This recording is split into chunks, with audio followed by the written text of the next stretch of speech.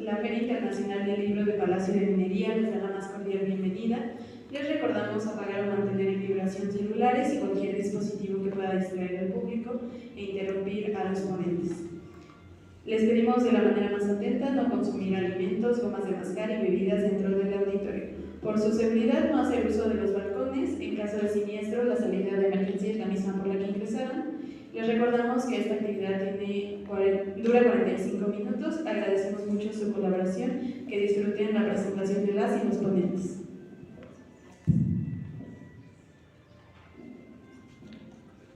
Hola, muy buenos días. Esperemos que estén muy bien y estamos muy contentos de que nos puedan acompañar hoy en la presentación del libro Pensar la técnica, vida, cultura y educación. Para empezar, les quiero dar un pequeño preámbulo de por qué surgió este libro, de dónde fue, la razón por la que estamos aquí principalmente.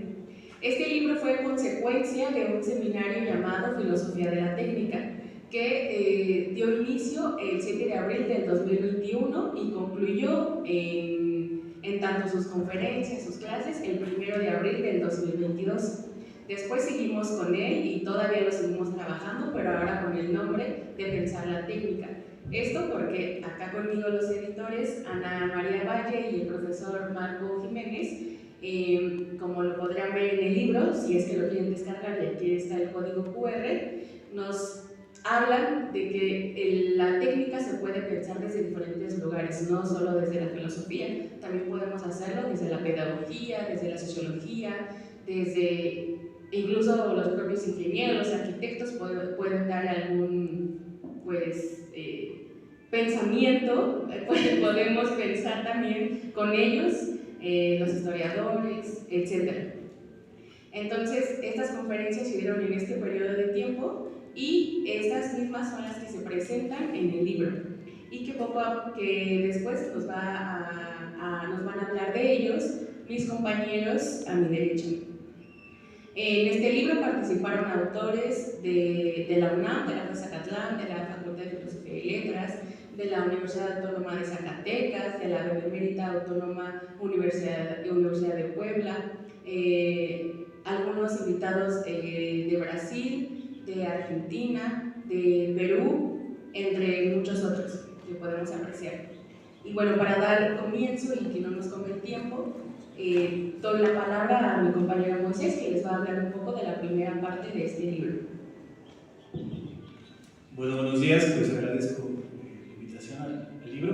Yo trataré de ser algo breve. Hice una reseña de 2 capítulos y los demás trataré de comentarlos. Son capítulos teóricamente algo sustanciosos, por lo que la invitación a leer y a pensar está de forma permanente.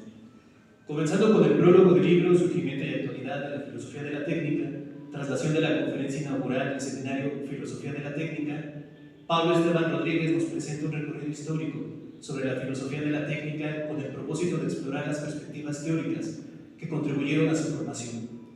Antes de iniciar su recorrido, el autor plantea la dificultad de clasificar el campo de indagación sobre la técnica. Se preguntan: ¿pensamientos sobre la técnica? ¿Reflexiones sobre la técnica? ¿Estudios interdisciplinarios sobre la técnica? Desde su óptica, cualquier clasificación estricta podría presentar el riesgo de una definición rígida y limitada exclusivamente al discurso filosófico, por lo que habría que tener cuidado.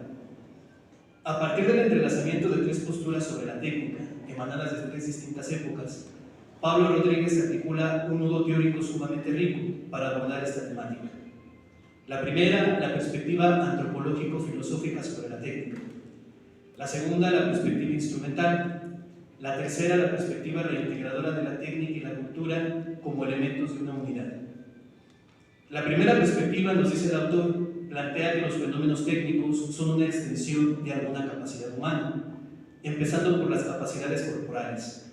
De ahí proviene la famosa teoría de la proyección de órganos, en donde pensadores como Friedrich de Sud o Goethe, de raigambre alemana, se nutren del mito de Prometeo y la historia de Epimeteo, en la cual el hombre, gracias a la ciencia y la técnica, crea las prótesis necesarias para subsistir y plantar cara a las inclemencias de la naturaleza. La segunda perspectiva, que para Rodríguez es quizás la más fecunda y específica sobre la filosofía de la técnica, nace con autores como Ortega y Gasset y Martin Heidegger, específicamente a partir de la pregunta por la técnica del segundo. Desde esta visión no hay que pensar lo técnico desde su definición antropológica, como algo propio del humano, sino que hay que establecer la discusión de por qué estamos siendo dominados por una fuerza llamada técnica. De este modo, Rodríguez nos dice que la técnica se plantea como un problema general y no tiene que ver con un objeto técnico. Dicha perspectiva será enarbolada más adelante por la Escuela de Frankfurt, a través de su concepto de razón instrumental para dar cuenta de una lectura política particular de la técnica. Finalmente, la tercera perspectiva, argumenta Pablo Rodríguez, surgirá a partir del pensamiento del filósofo francés Gilbert Simondon, aquel que nos interesa subraya. Para Simondon, partir de una división entre cultura y técnica es hacerlo desde un lugar equivocado, ya que el mundo que cree el hombre para relacionarse con la naturaleza, con sus congéneres y a través del cual existe es uno mismo. Cultura y técnica, lenguaje y máquinas.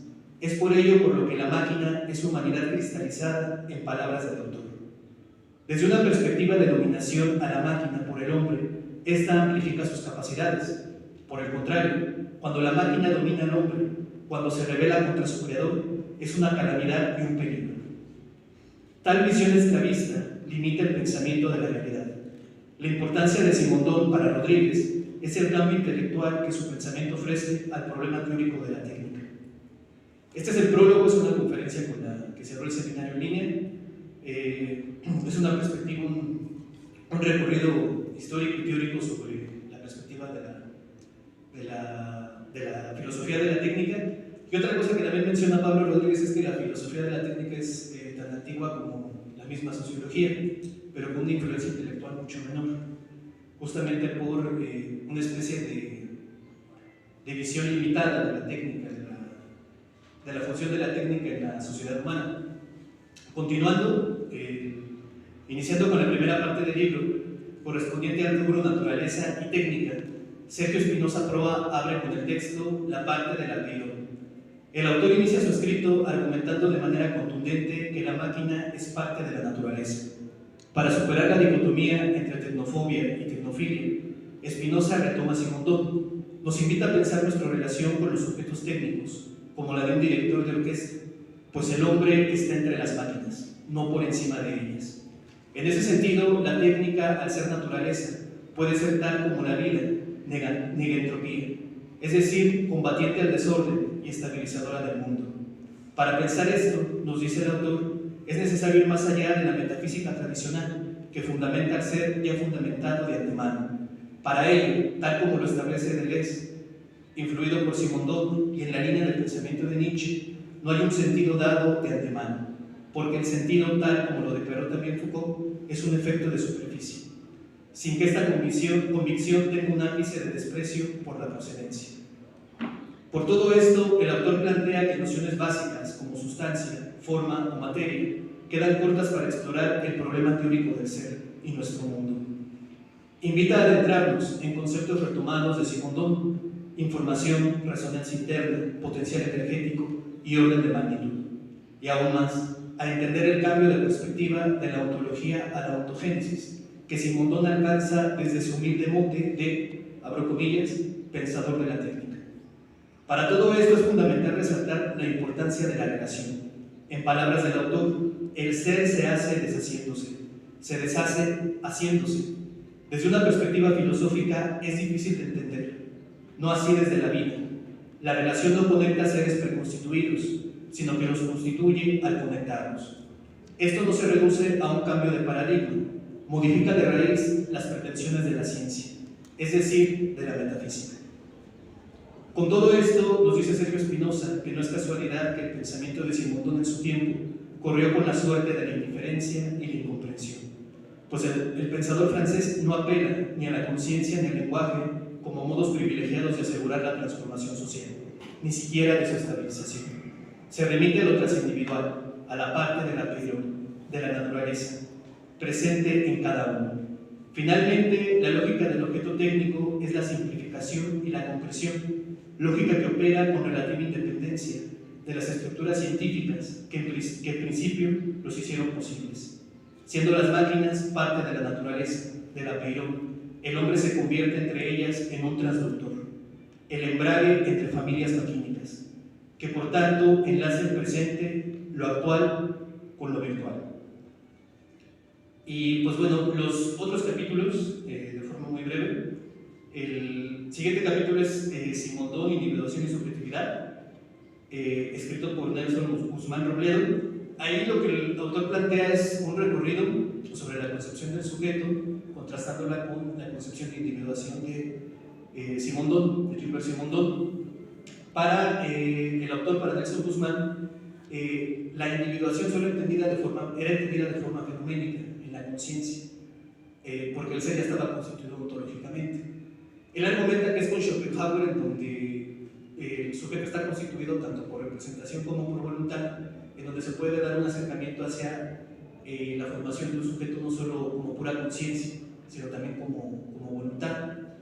Entonces, a partir de Simondón, él hace un contraste en donde se marca que la individuación posibilita la comprensión de un sujeto no como algo fijo, sino como algo que esté en medio de sistemas que al mismo tiempo que adquieren a través de la percepción cierta estabilidad, una metaestabilidad, se conecta con el mundo, es decir, se conecta con objetos exteriores. El autor hace un recorrido a partir de esta definición de la transducción, hace un recorrido sobre la sacralidad y sobre la relación con Joshua Tal, muy recomendable que lo lean a partir de esta perspectiva. Y el último capítulo es el referente titulado de la mitopoética del andrógino a la utopía y distopía del cyborg, de Lionel Doucet. Solo aquí hago una pregunta después de leerlo que me interesó, me llamó mucho la atención. Me pregunto, después de leer este libro, este capítulo, perdón, ¿existe algo más allá de la contraposición, un punto de modulación quizás entre el Homo sapiens autopoético de la naturaleza y la cultura, del presente, con el cyborg de la técnica y de la ideología transhumanista también, que vendrá en el futuro? Muchas gracias. Gracias, Moisés. Vamos a pasar con la segunda parte del libro, que les va a platicar un poquito de ella mi compañera Dulce Valdesmino. Muchas gracias, Jair. Como la parte del libro que me toca se consta de 5 capítulos, voy a tratar de leer rápido y al final formular mis últimas dudas. Bueno, para pensar en la técnica es indispensable situarnos en las formas de vida en las que los objetos técnicos reside la realidad humana. Es por ello que dentro del eje formas de vida y ontología de este libro se ponen sobre la mesa las relaciones entre la producción de la subjetividad y las máquinas para problematizar al objeto técnico como un agente que tiene una historia y una génesis propia, surgido de las convergencias de los saberes sociales, pero también de las exigencias pragmáticas y de la necesidad de invención del ser humano. Como ya lo mencionaba Jair, es importante señalar al lector que al adentrarse en la postura de cada uno de los autores, se encontrará con conceptos que son un poco difíciles porque son retomados desde la filosofía, desde la biología, desde la química, desde la sociología. Pero también es importante mencionar que cada autor trata de explicarlos, de darnos su postura desde su experiencia, no nada más como investigadores, sino también como docentes. Para iniciar, me parece importante señalar que es el profesor Raymond Lumière quien nos acerca a la noción de formas de vida a través del filósofo austriaco Ludwig Wittgenstein. La forma de vida, concebida como un marco, como un conjunto de condiciones que concurren en la modulación de las indicaciones posibles, guarda ciertas correspondencias como una organización de tensiones que articula en una trama de resonancias las incidencias de los procesos de estructuración y de desempeño de naturaleza biológica y físicas, pero también mentales y sociales. Es por ello que Mier utiliza la noción de forma de vida de Wittgenstein como un modo de comprender un proceso de individuación, retomando particularmente a Simondon, pero lo retoma como individuación en progreso, es decir, transducción. Citando a Mier, la forma de vida designa consecuentemente un modo de expresión de las identidades, los procesos de individuación, de las singularidades, de las significaciones y su juego de correspondencia con el espectro de deseos y expectativas propios de un sujeto en una situación específica. El profesor Miel también resalta que los objetos técnicos tienen la posibilidad de articularse en un proceso de individuación, propio porque por una parte los objetos técnicos, conformados en amplios dispositivos, pueden operarse sobre sí mismos para perfeccionar el desempeño del dispositivo. Por la otra parte, pueden operar sobre dominios técnicos y materiales diversos para producir otras técnicas u otros instrumentos. Es por ello que, siguiendo Simondon, se reconoce también la diferencia entre utilidad e instrumentalidad. Ambas categorías para Simondon suponen modos de actuar y de variedades de uso. El uso de los objetos técnicos conlleva saberes, destrezas, capacidades, tiempos de memoria y sedimentación de hábitos y significaciones individuales y colectivas. Para mí, la primera, digamos así, definición con la que me acerqué a lo que es la técnica es la que Simondon da en el modo de los objetos técnicos, que es cualquier actividad de manipulación humana. Pero con el paso de la lectura hacia Simondon y de los propios lectores de Simondon, nos damos cuenta que es más complicado y que también nos remite a diversas formas de vida o de existencia. Siguiendo la reflexión sobre la relación entre la técnica y las formas de vida, ahora nos corresponde situarnos en la noción de ontología. En este caso, es el profesor Ayala Colqui que se refiere a la ontología maquínica, en donde retoma a Guattari y posteriormente a Deleuze, para mostrar al ser tanto maquinidad, es decir, no se trata de entender solamente a la máquina como tal, sino de entenderla como un mero artefacto técnico de relativa autonomía, en el cual más bien situarnos en que también en la parte de la máquina se encuentra una región del ser. Tras su encuentro con Deleuze, Guattari irá ajustando las tuercas sobre esa ontología, en la que en lo maquínico se considera en lo material, lo ideal y lo subjetivo.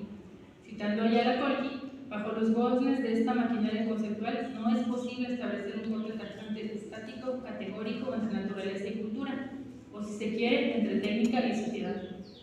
Diría Deleuze que entre ambas, entre las máquinas deseantes y las máquinas sociales técnicas, nunca existe diferencia de naturaleza. Les dejo principalmente las aportaciones más importantes de Guattari hacia la ontología maquínica. Ayala Colqui lo resume muy bien en 3 postulados. Toda ontología es política. La ontología maquínica permite ensamblar en una perspectiva revolucionaria prácticas políticas, estéticas y técnicas. Es esta tecnicidad la que, bajo las coordenadas de una ontología maquínica y una política revolucionaria ampliadora, engendra nuevos mecanismos sociales. En este mismo eje del libro, el autor Alexandre Filordi se interesa también por la ontología maquínica. Se ocupa de situarnos en el pensamiento de Guattari, ya que a través de la comprensión alrededor de la ontología maquínica se pueden superar los callejones sin salida que todavía se valen de las condiciones metafísicas, sobre todo cuando se trata de nuestra relación con las máquinas, la técnica y la tecnología. Filordi también nos menciona tres características de suma importancia con las que reflexiona a partir de Guattari. Técnica y tecnología advienen de las expresiones de las máquinas. La codependencia de la existencia de las máquinas también hace de ella una expresión maquínica. Todo se conecta maquinalmente. La realidad es dotada de ligaciones maquínicas, tanto en sus aspectos materiales, objetivos, cuanto en las experiencias subjetivas. En segundo lugar, en todas las máquinas encontramos la presencia directa o indirecta de equipamientos colectivos, funcionando también como máquinas sociales, ponen el ejemplo como escuelas, universidades, familias, partidos políticos, centros de salud, sindicatos, entre muchos otros. Vemos así que lo concreto se refiere a la capacidad de la máquina de hacer converger el funcionamiento de flujos energéticos de todo orden con territorios existenciales intercomunicables. Por ende, citando a Guattari, todas las máquinas pueden ser así reanudadas unas a las otras por una multitud de árboles de implicación con innumerables implicaciones. Finalmente, en su último postulado a partir de Guattari, nos dice que máquinas concretas y abstractas poseen líneas evolutivas, transformativas y de individuación filogenética y ontogenética. Bueno, en este eje también es importante mencionar que hay otra postura completamente distinta, que es la del profesor Ramón Chaverri y por su parte el profesor Alberto Constante. Este último ha manifestado últimamente en sus últimos textos una preocupación sobre la ciberseguridad y sobre la privacidad y todo lo que conlleva el uso de las redes sociales. Bueno, el autor Ramón Chaverri manifiesta la preocupación que gira en torno a cómo el dispositivo tecnológico marca la subjetividad contemporánea. Es decir, la tecnología ha perpetrado tanto en la vida y en la subjetividad. Los dispositivos han adquirido un papel tan importante que nos es imposible imaginar un mundo sin ellos. Muchos son sus beneficios y muchas sus desventajas, pero el profesor Chaverri nos pone a pensar más allá si son más las desventajas que las ventajas. Por esta razón no estamos dispuestos a prescindir de estos dispositivos, así más que a desprenderse de la tecnología. Para la mayoría se trata de hacer un uso adecuado de ellos. Hay dos afirmaciones que hice a manera de resumen de lo que me dejó la lectura de estos dos últimos capítulos. La primera es que lo virtual, de hecho, menos que representar un lugar de potencia e invención de mundos posibles, supone para Chaverri una hiperrealidad. Lo virtual, de hecho, menos que representar un lugar de potencia e invención de mundos posibles, para él supone otra hiperrealidad. El análisis filosófico del dispositivo expuesto apunta cuando menos a dos elementos que es necesario tener en cuenta en este trato con la tecnología. Una estructura de servidumbre que por vías poco claras es al mismo tiempo una forma de explotación y una naturalización que por suponer una disposición de las cosas como dadas nos impide pensarlas de otro modo. Habría que reflexionar si con el desarrollo de la inteligencia artificial generativa, de las redes neuronales, de nuevas formas de conexión y de nuevas formas de pensar el mundo, nos estamos relacionando de manera distinta entre nosotros, pero también seguimos tratando a los sujetos técnicos con ese carácter de servidumbre. Si bien existe un dilema ético sobre el uso de las tecnologías, limitar, prohibir o condenar su uso no representa una amenaza para los directivos y dueños de las grandes corporaciones de Silicon Valley, que nos conocen como consumidores a través de los algoritmos. Como menciona el profesor Alberto Constante, la cibercultura en la que vivimos en la actualidad, al igual que todas las culturas, es extensa y amplia, pero se encuentra también en constante cambio. Ese cambio puede verse como la necesidad de invención del ser humano, invención entendida como echar a andar el pensamiento. Aquí la riqueza de este libro se encuentra precisamente en la conformación de todos sus ejes, primordialmente en las preocupaciones surgidas del vínculo entre técnica, educación y naturaleza y cultura, en donde cada reflexión no pretende dar una respuesta, sino crear unas preguntas para pensar en el presente. Muchas gracias. Gracias, Dulce. La última parte de este libro, que tiene que ver con lo educativo, está a cargo de mi compañero Luis Camacho. Él les va a hablar un poquito de ello. Gracias, Heidi. Buenos días. Yo les voy a hablar un poco del tercer apartado del libro de Pensar la Técnica, que está titulado Educación y Técnica. Haré un repaso breve sobre lo que me parece más importante de todos los autores que están en este último apartado. Y entonces el primer texto del apartado se titula Vivir en forma con el mundo, técnica y educación, entre Simondon y Sloterdijk, de Ana Valle, aquí presente. Pone a dialogar dos nociones como lo son la transindividualidad y la vida ejercitante de Simondon y Sloterdijk respectivamente. Así, en palabras de Valle, lo transindividual trata de la energía vital que al atravesar une los elementos internos del individuo, articula elementos externos al individuo y conecta lo interior con lo exterior. Lo interior no es un terreno inmaculado de exterior, tampoco lo exterior es pureza de interior. Más bien, en esta unión de relaciones radica la trascendencia de lo psíquico en lo colectivo y de lo colectivo en lo psíquico. De esta manera, Valle nos muestra una parte del pensamiento de Simondon, que en tanto transindividualidad hay un a través de con el sufijo trans, mientras que lo individual es lo no dividido, siendo lo individual lo divisible. Entonces, esta energía vital que une elementos como lo interior y lo exterior sin pensarlos por separado, pero tampoco iguales, hacen del individuo un devenir psicocolectivo, siendo lo psíquico interior, lo colectivo exterior, pero que se complementan resolviendo un problema existencial en el proceso transindividual. Siguiendo con Sloterdijk, en el mismo sentido, Valle retoma la vida ejercitante, en donde se asume que toda contemplación o teoría es práctica y que toda acción o praxis es contemplación. Porque igual que con Simondon, acción y contemplación se complementan, son diferentes sí, pero no pueden pensarse una sin la otra, ya que de esta manera se tiende a la mejora de la operación. Valle entonces dirá lo siguiente: bajo estas dos ideas se asume que la educación como vida ejercitante y transindividual es ese continuo vital que articula lo psíquico con lo colectivo, la vida contemplativa con la vida activa, la realidad humana con la realidad técnica. Lo transindividual y la vida ejercitante son lo viviente, que no es lo vivo o lo que vive. Más bien, lo viviente es aquello que está en vida o lo que está viviendo. Así como la vida ejercitante, según Sloterdijk, articula la acción con la contemplación. Lo transindividual conecta tanto el cuerpo con la psique, como lo psicosomático con lo colectivo. Hasta ahí vale. A partir de estas nociones, Valle comienza a problematizar entre Simondon y Sloterdijk la educación que invita al lector después a pensar junto con ella la problemática perceptiva, porque no hay una resolución específica, sino una metaestabilidad y devenir sujeto en formación con el mundo.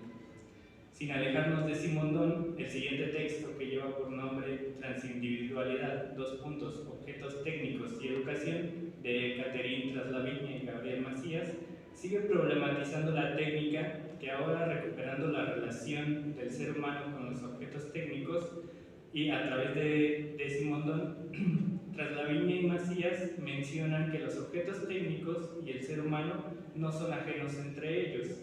Más bien, se pueden ver como mediadores entre la naturaleza y el ser humano. Entonces, dirán los autores, abro cita, la técnica no puede situarse como una cuestión ajena al hombre y sin valor cultural.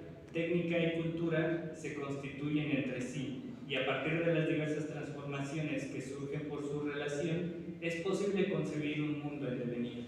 De esta forma, según Simondon, técnica y cultura no se oponen, no están en lugares contrarios. No se reduce la primera a la segunda en un sentido de servidumbre, pues coexisten en un mismo nivel con la naturaleza, cada una con sus características y diferencias.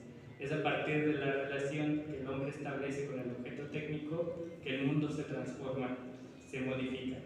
De la misma forma, el hombre y el objeto técnico son modificados a partir de esa relación, la cual ocurre en el plano de una operación, la educación.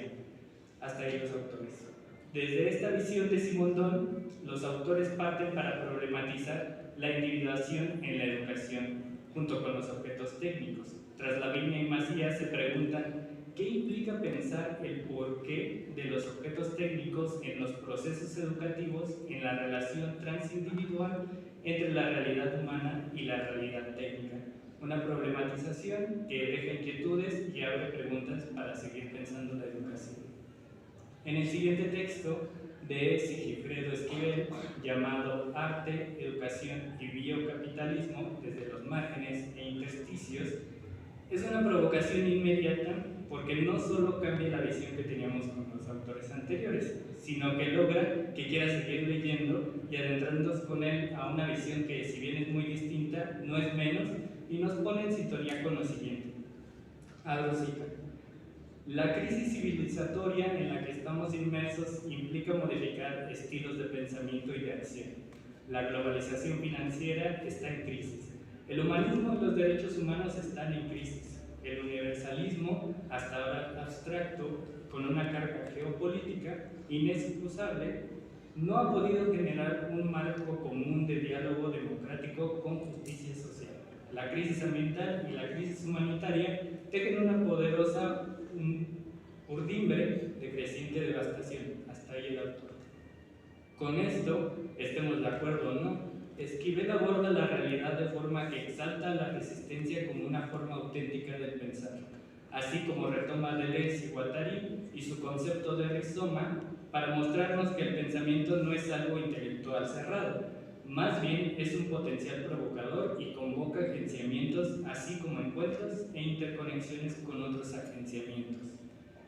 Sin dejar de lado tampoco la técnica, así como los objetos técnicos, Esquivel ve en el ser humano la potencia de la creación, en específico en las prácticas artísticas, y dice así: las prácticas educativas disidentes ponen en juego un diálogo auténtico y creador de sentido.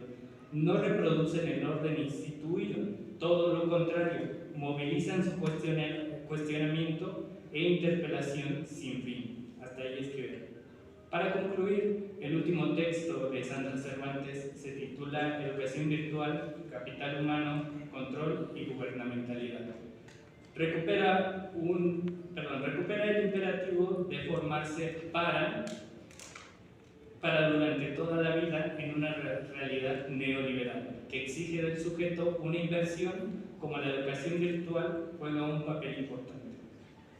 Recuperando Foucault, Cervantes problematiza esa educación virtual como una innovación de la educación presencial, porque transforma la vida misma, así como la formación de los propios sujetos. Asimismo, dialogando con Deleuze y el paso de las sociedades disciplinarias a las sociedades de control, cuando la libertad se convierte en una forma de control, un control al aire libre. Entonces Cervantes afirma: la educación virtual, como ejemplo de la transformación de la escuela, supone y presenta libertades, pero esas mismas libertades son mecanismos de control. Ejemplo de ello es la libertad de elegir espacio y horario para llevar a cabo tareas. Se es libre de decidir, pero al final se somete a sí mismo para cumplir con lo que se tenga que cumplir. Dicho sometimiento no es algo terrible, sino que incluso es algo necesario y una forma de cuidar de sí mismos, pues el sujeto se conoce e impone límites al mismo tiempo que rinde cuentas de sí mismo de manera constante. Con Cervantes nos preguntamos y reflexionamos a partir de por qué es importante pensar qué hace la educación virtual una formadora de sujetos empresarios de sí mismos en una sociedad neoliberal. Es así como estos autores piensan la educación y la técnica y nos invitan a dialogar con ellos problematizando la realidad, dejando en cada lector una pregunta que invita a seguir pensando la técnica. Gracias. Muchas gracias, Luis. Y aprovechando que están con nosotros los editores de este libro, nos van a decir algunas cosas y en principio el profesor Marco quiere decir algo. Muchas gracias, Jaime, muchas gracias, compañeros, por sus presentaciones. Gracias a ustedes por estar aquí presentes. No, pues simplemente, antes de que Ana concluya esta presentación, tiene muy poco tiempo, como siempre, pues que yo quiero agradecer a la Feria Internacional del Libro, a esta edición 45, por habernos acogido en este maravilloso recinto de rectores que siempre lo pone a uno a pensar, tan grandes rectores, tan grande que es la UNAM que es pública, crítica y del pueblo, no es una UNAM restringida a unos académicos ahí ajenos de la gente, ¿no? O a una burocracia que solamente la administra, no, tampoco, la UNAM es de todos, es un privilegio estar aquí en este recinto y en esta feria. Me preocupa un poco que no vienen otras editoriales, faltan muchas editoriales, no está Planeta, no está Sexto Piso, no está Fondo de Cultura Económica, digamos, hay algo que no está funcionando y lo cual debería interesarnos. También quiero agradecer a la propia universidad, a la de GAPA, al PAPI. Este libro es parte de un proyecto de investigación que hicimos en un periodo con estudiantes que están aquí con nosotros, y particularmente agradezco que esté aquí Fernando Martínez, el coordinador de servicios académicos de Acatlán, porque siempre es a través de él que esto es posible. La gente de servicios editoriales, también de servicios editoriales, a la licenciada Norma que anda por aquí, también les agradezco mucho su presencia, sin ellos no sería posible esto. Y bueno, solamente insistiendo en que la universidad es pública, ¿no? Y que como pública de nuestros trabajos como muchas otras universidades públicas, deberían de ser de acceso abierto, de abierto público, ¿no? La universidad, entre más pública sea, entre más abierta esté, es mejor. Yo siempre me pregunto, pues ya no me quedan muchos años, ¿no? Y hay tantos libros embodegados ahí, ¿qué van a hacer con todos esos libros embodegados, no? Que ya cuando los publiquen, cuando los saquen, no sé qué se vaya a hacer con los libros, hay que sacarlos, hay que difundirlos, ¿no? Sí, yo sé que hay que recuperar algo para la universidad, pero también hay muchas otras áreas dentro de nuestra universidad donde se puede recuperar dinero, ¿no? No quiero decir que áreas, pero hay muchas áreas donde se puede recuperar dinero. Entonces, creo que es importante reconocer y agradecer a la UNAM, a la Imperia, a la FES Zacatlán, la posibilidad de estar aquí presentes con ustedes, pero una cosa que sí no se nos debe quitar nunca a los universitarios es esta actitud crítica y responsable con respecto a una universidad como esta universidad, que es la Universidad de la Nación, como muchas otras universidades públicas, y que su sentido debe ser ese, público, no empresarial, ¿no? En un sentido público. Gracias.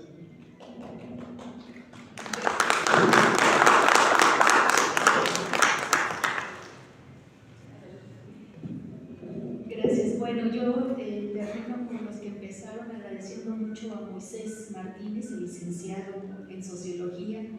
Moisés Martínez, que trabaja cuestiones de Agamben y ahora está trabajando en cuestiones de técnica, cultura y demás, en el posgrado de Pedagogía. Gracias, Moisés. También a Dulce Valdespino, la licenciada Dulce Valdespino, la licenciada en Pedagogía, que trabaja en cuestiones de cine, técnica, educación. Es un autor que es maravilloso, que es de Deleuze. Muchas gracias, Dulce. Al licenciado Luis Camacho, también licenciado en Pedagogía, que trabajó un autor Byung-Chul Han, y ahora trabaja en cuestiones de técnica y enseñanza. Simondón, Sloterdijk, pues muchas gracias también. Y a Jari por coordinar la mesa, la licenciada Jari, licenciada en Pedagogía, que trabajó cuestiones de antropología, particularmente desde René Girard, el sacrificio, la crisis sacrificial, la educación y demás. Muchas gracias, Jari. Y ya nada más para terminar un poco, como decía Marco, este es un proyecto, el resultado de un trabajo colectivo entre profesores y estudiantes de diversas áreas, antropólogos, filósofos, pedagogos, sociólogos, etcétera, de internacionales y nacionales, de la Universidad de Craiova, con Leonel Busche, de Sao Paulo, de Craiova, Rumanía, de Sao Paulo, Brasil, de la Científica de Perú, y del México, está en la UAM, de la Universidad Autónoma Metropolitana, de la Universidad Autónoma de Zacatecas, de la Facultad de Filosofía y Letras y de la FES Zacatlán de la UNAM. Entonces es un trabajo colectivo que hicimos durante 3 años entre estudiantes y profesores. A todos ellos nosotros les agradecemos mucho su generosidad y su siempre pensamiento crítico e incluso contradictorio, ¿no? Que haya desacuerdo, eso siempre lo valoramos mucho. Antes de terminar, en la contraportada empiezan 2 frases de Simondón que a mí siempre me han gustado mucho. Uno que dice: el hombre es un técnico de la especie humana. Y cuando veo al rector que de principios del siglo XX, y vemos como toda esta parte mecánica o maquínica que es constitutiva de su cuerpo, no dejo de pensar en Simondón, que el ser humano está entre las máquinas que operan con él. Bueno, y ya para terminar, quisiera decir que este libro no hubiera sido posible sin 2 personas a quienes respetamos y queremos muchísimo. Una de ellas, la dueña de Juan Pablos Editor, Blanca Sánchez, que no está muy bien de salud, y desde acá le mandamos un abrazo muy grande y nuestro infinito agradecimiento a Blanca por siempre ser tan amiga, tan cálida, tan generosa y tan siempre recibir con muy buen ánimo nuestros proyectos.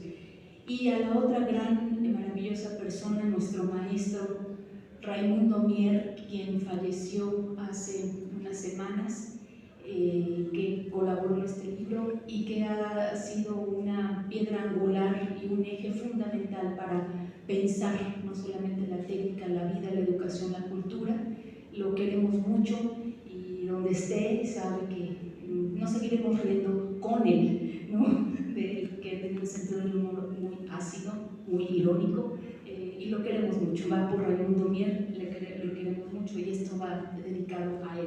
Y bueno, pues como nos enseñó Raimundo, a pensar la técnica es pensar la vida, y pensar la vida es pensar la cultura y pensar la educación. Muchas gracias, gracias a todos ustedes por estar aquí, gracias Marco, mi compañero y guía. Gracias.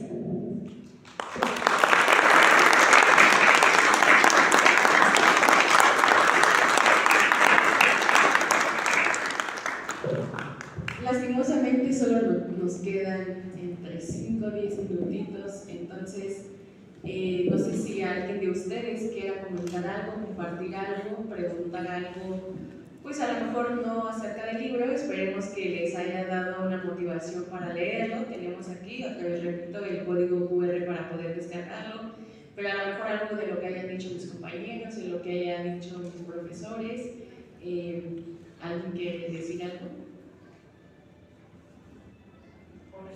O reclamar, también se vale reclamar. No, bueno, entonces les agradecemos muchísimo que nos hayan acompañado, esperemos que nos podamos ver otros años con otros pensamientos nuevos, con otros proyectos nuevos para cada uno de nosotros y de ustedes. Y eso es todo por nuestra parte, muchísimas gracias por acompañarnos.